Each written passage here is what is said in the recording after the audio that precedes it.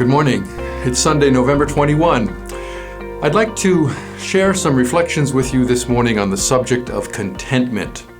It seems appropriate. Some of you who are watching this video will be celebrating Thanksgiving this coming Thursday in the United States. I remember living there in the U.S. for a good number of years and really enjoying the great celebration of Thanksgiving Day every year. And of course, Thanksgiving, no matter for Americans or for anyone else, is something that we ought to experience on a daily basis. Gratitude and acknowledging the gifts of God and the abundant blessings of God is something we should be doing all the time. And that's why the subject of contentment, I think, is especially meaningful and important for us. Because when you take stock of God's blessings and count an inventory of all the gifts that God gives, we are reminded on a daily basis not only of how good God is, but how content we can be as we are the recipients of these great blessings. It's human nature for us always to crave more or the next best thing, the next big purchase, but to be content is a wonderful thing. And so I'm going to reflect with you this morning on the secret of contentment.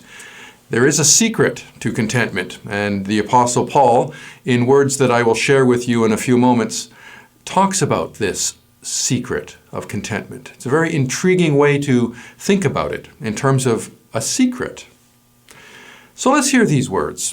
Paul records them in his letter to the Philippians, chapter 4, verses 8 through 13. I rejoice greatly in the Lord that at last you have renewed your concern for me. Indeed, you have been concerned, but you had no opportunity to show it. I am not saying this because I am in need, because I have learned to be content, whatever the circumstances. I know what it is to be in need, and I know what it is to have plenty. I have learned the secret of being content in any and every situation, whether well-fed or hungry, whether living in plenty or in want.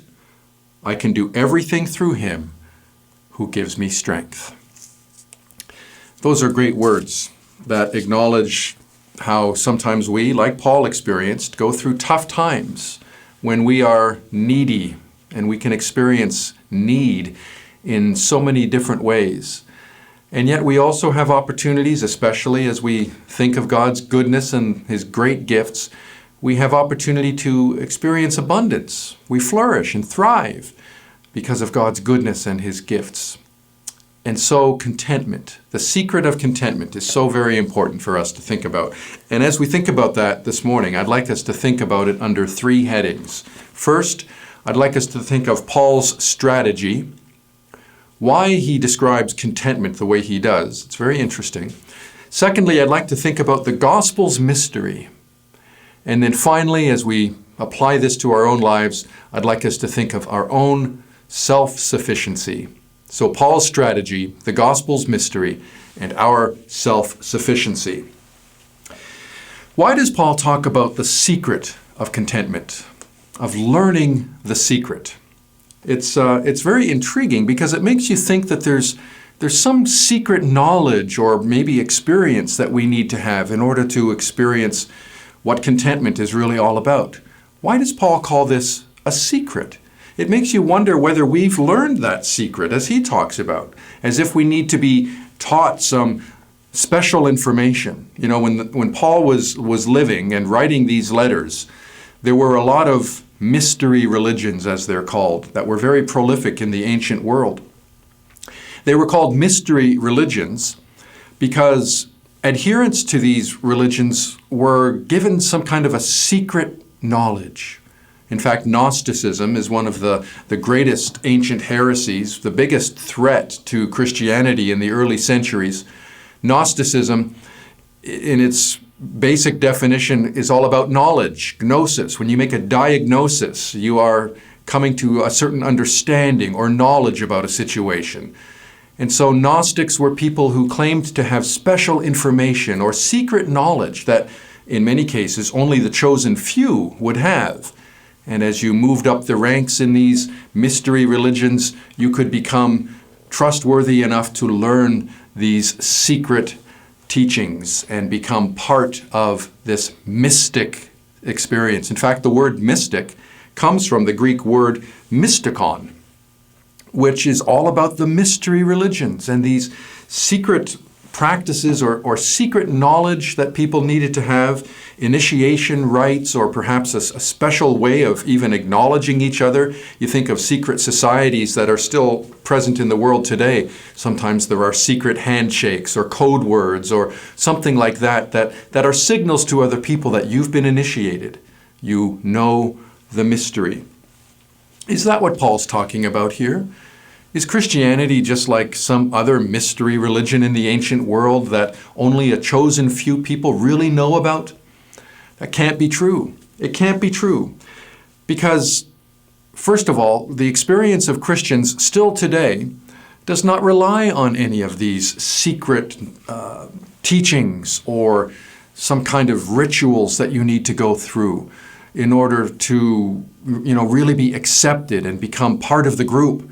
This sounds more like cults than religion. It sounds more like groups that are somewhat connected to Christianity or historic Christianity but have drifted away from it. That's not what Paul's talking about here when he talks about the mystery, the secret of contentment. Paul is probably borrowing this language because he wants to show the early Christians that he's writing to in Philippi that Christianity is nothing like those other religions. He's talking about the true mystery. He's talking about the true experience of contentment and spiritual fulfillment, which can only be found in Jesus Christ. And so the secret of contentment, this is Paul's strategy. He wants to get at how Christianity, the teachings of Jesus, the practice of the Christian faith, is nothing like these ancient religions, even though he's borrowing the terminology from that. So the point I'm getting to here is to be a Christian is not at all like what belonging to these secret mystery religions was like. If you believe in the Lord Jesus and you trust the promises of God found in the Bible, and you simply love God and believe that the work of Jesus is still powerful in your life today, you are a Christian. The Holy Spirit, as we find in the New Testament, testifies with our spirit that we are children of God. It's simple, childlike faith and trust. There is no secret initiation or special knowledge that any person ever needs to attain. So this is Paul's strategy. And if you want any confirmation, even in these words, that Paul is not talking about Christianity like it's just yet another mystery religion, you need only to look again at these verses that I read to you. This is the second point, the gospel's mystery. Why is Christianity not like any of the other mystery religions with secret knowledge? Because Paul gives away the mystery. That's something nobody would do in these other sects or Christian or non-Christian groups that claimed that you needed to have special knowledge or initiation to be part of the group. Paul gives away the secret, and this is the gospel's mystery. Point 2, the gospel's mystery. When you think about the word mystery, you think about something that is so clouded with uncertainty. There are questions that will never be answered, great mysteries, crimes that are never solved. That's why conspiracy theories are so prevalent in the world, and we see a lot of that in the world today, perhaps especially today. The word mystery suggests that there are hidden truths that don't want to be disclosed, people who want to keep the secret. And what does Paul do here? He shares the secret, and I'll get to that in my third point. But the point that I really want to emphasize here when I talk about the gospel's mystery is that the word mystery in the New Testament is not at all like what we think mystery suggests. Mystery in the Bible means the revelation of what was previously unknown.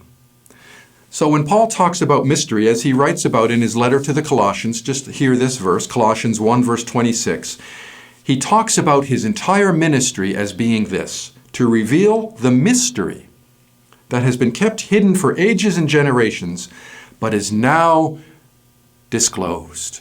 That's mystery. It was hidden, and now it's known. So there's nothing mysterious about it. That was the case. But now It's good news that is shared. There's nothing held back. And this is Paul's reason for being so passionate about preaching the gospel everywhere. It's news that must be shared and is. So when the Bible talks about mystery, it's not something hidden, something that we have to discover. It's something revealed. The truth and the glory of God that we need simply to accept. Now this brings me to my final point. Paul's strategy was to talk about contentment or a person's relationship with Jesus Christ in a way that would connect with so much other spiritual language in the world, emphasizing that this is the true knowledge of the Christian faith. And then the gospel, talking about mystery as something previously hidden and now disclosed. What does this mean for you and me today? Well, it really comes down to this third point, our self-sufficiency. Now again, we need to be careful when we talk about self-sufficiency, because when Paul uses the word contentment in this passage, he's again borrowing a word that was very common in the ancient world, especially in Stoic philosophy. If you know anything about Stoicism, you know that being self-reliant and in control of your emotions and very even-keeled, no matter what situation you may find yourself in, that's something that is still quite common in the world today. We sometimes talk about people who've undergone a difficult experience, and then we say, well, he's taking it rather stoically. That means he's not falling apart, or she's not getting all emotional. They're still holding everything together, as Stoics encouraged people to do. The only way you could ever be self-sufficient, according to the Stoic philosophers, was to rely on no one but yourself. Self-reliance. Now, again, is this what Paul is suggesting is important? I mean, he talks in these verses that I read to you about knowing the broad variation of human experience. He knows what it means to be in poverty, in great need, and to be blessed, and yet he's learned the secret of contentment. Is he a Stoic? Not at all. It's very interesting that the word that Paul uses here when he talks about contentment is self-sufficiency. But again, he clarifies what that means in the very next words, the final words of the passage that I read to you, which is the mystery that is now being revealed. This is the secret of contentment. Don't think about contentment as having some kind of a secret that you have to discover or some kind of practice that you need to somehow get good at. No, the secret of contentment is right here in these final words. I can do all things through him who gives me strength. That is the secret of contentment. And when you think about it, it's the very opposite of self-sufficiency, isn't it? I mean, no Stoic philosopher would ever say, the key to finding strength in life, to getting through life, is through a relationship with someone else. You need someone else to give you strength. They would never say that. And even in the world today, there are people who would say, don't rely so much on others. You need to have inner strength and fortitude to get through. You need to be strong in yourself. Now, there's a lot that can be said in support of that. But ultimately, the mystery of Christianity, now revealed, and the key to self-sufficiency and the secret of contentment is a relationship with Jesus Christ, knowing that in him and only in him we can do all things. Now, that doesn't mean that we can do everything. There are many things we can't do, and in fact, when times of difficulty come, we are reduced in so many ways to people who can no longer perhaps do the kind of things that we once did. We are emotionally unraveled at times. And as we get older, we all experience what it is like to decline in strength, physical strength, cognitive ability. We see this in ourselves. We see it in others. So it's not like we can keep doing everything all the time so well and as well as we used to. No. Paul is simply affirming that in a relationship with Jesus Christ, he is the one who gives you strength, the strength you need. You don't need to rely on your own abilities, your own credentials and capacity. You need to rely on Christ. This is the secret of contentment and the heart of the gospel, which is really what self-sufficiency is all about. In the very famous words of the first question and answer of the Heidelberg Catechism, And it's so instructive that this confession of faith begins with this very personal statement. Our only comfort in life and in death is that we are not our own. So there's no self-sufficiency or self-reliance being emphasized there at all. The only way to find yourself is in a relationship with Jesus Christ. Our only comfort is that we belong not to ourselves, but to Him.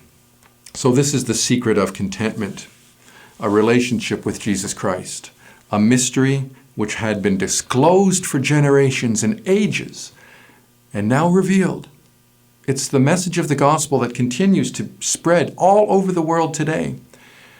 And it's very instructive and intriguing to consider how the gospel flourishes always and still today in situations of chronic need and poverty, where people no longer rely on themselves. They don't have the resources to get through the situations they are in and of their own strength. It is the relationship that they have with others, and how the relationship that is primary, the one they have with Jesus Christ, becomes real to them in the relationships that they have with others.